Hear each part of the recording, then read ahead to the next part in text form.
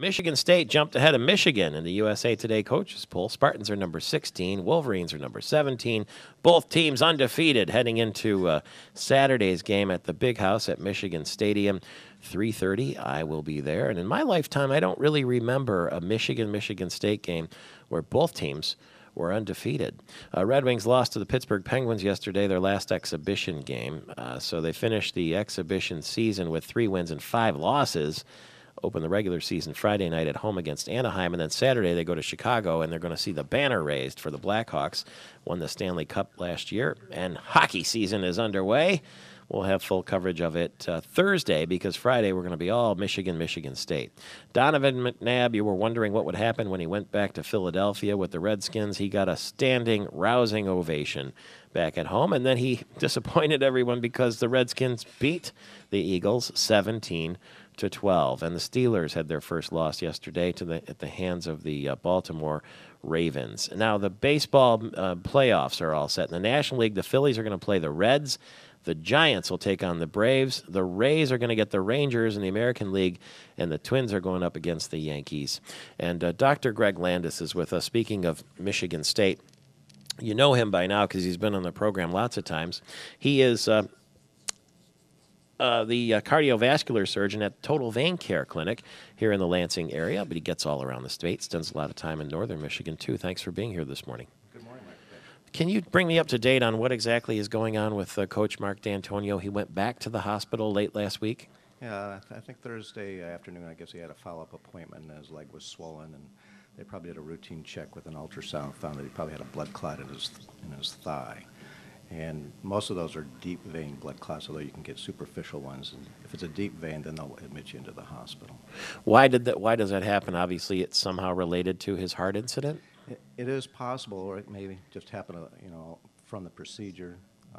It also could just happen on its own. For whatever reason, a blood clot, usually in the thigh, especially up in the groin area into the pelvis, is a little bit more risky because we don't want that clot to break off, go up into the right heart, then up into the lungs, and you have a pulmonary embolism. That's how people can die from a blood clot. So what do they do for it?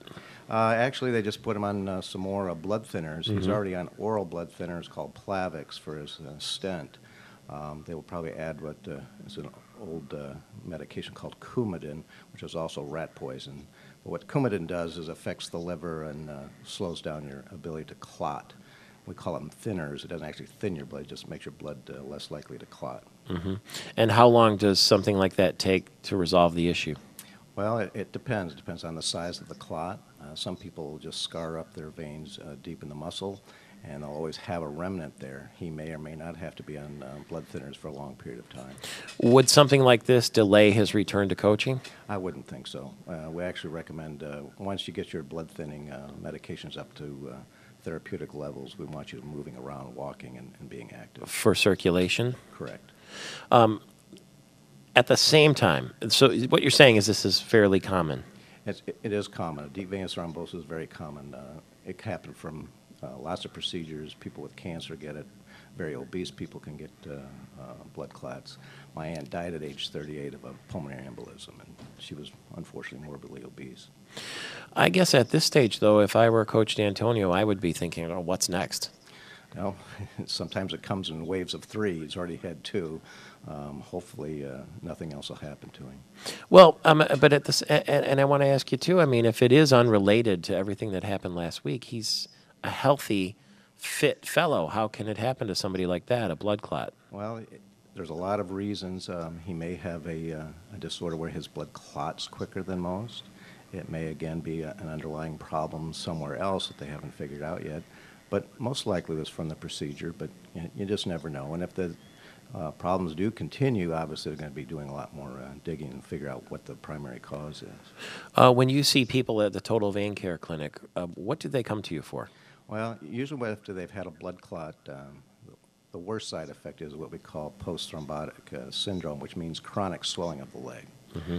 And if the clot doesn't resolve enough and there's not enough flow out and around that area where it's clotted, the leg can chronically swell. And we put these patients on compression stocking therapy, and they got to wear it when they first get up in the morning until the end of the day. Is there a website for people who want to learn more about your Total Vein Care Clinic? Yep, totalveincareclinic.com. Simple as that. TotalVeinCareClinic.com, and you're located in the Lansing area. East Lansing on Coolidge Road. And people come from all around the state? All around the state. It's pretty amazing. All right, thank you very much. Dr. Greg Landis, who keeps us up to date on the situation with Mark D'Antonio, and we'll talk again when we get close to the Ohio State game. The Spartans don't have Ohio State this year, but the Wolverines sure do. Yeah, it's going to be a tough game. I don't know if the Ohio State defense can handle that, Mr. Robinson. Ohio State had a little scare this weekend at Illinois, didn't they? They did. Pryor had a little injury of his quads. Is he coming back or what? He played the rest of the game. Oh, he did. Came back in the late third quarter. Dr. Greg Landis, I'm Michael Patrick Shields, back with more of Your Monday right after the news.